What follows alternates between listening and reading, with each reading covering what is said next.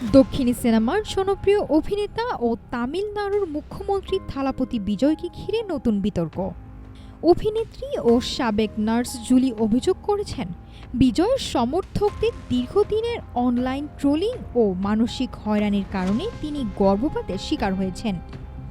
যদিও বিজয় সরাসরি জড়িত নন বলেও উল্লেখ করেছেন তিনি।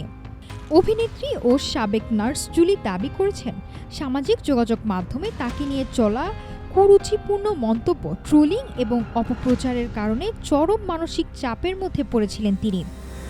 আর সেই মানসিক যন্ত্রণার ফলেই হারিয়েছেন অনাগত সন্তান।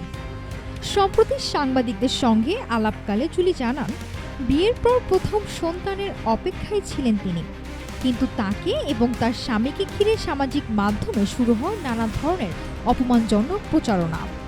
তার অভিযোগ, এসব আক্রমণ এতটাই তীব্র ছিল যে মানসিকভাবে ভেঙে পড়েন তিনি এবং শেষ পর্যন্ত গর্ভপাতের শিকার হন।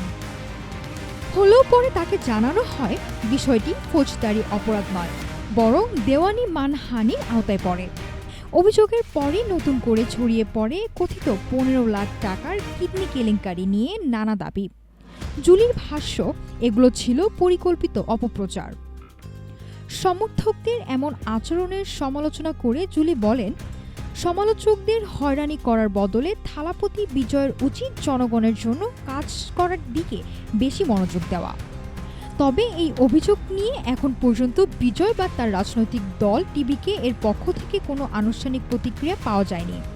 অনলাইন ট্রোলিং ও সাইবার হয়রানির প্রভাব নিয়ে নতুন করে আলোচনা শুরু হয়েছে এই অভিযোগকে ঘিরে।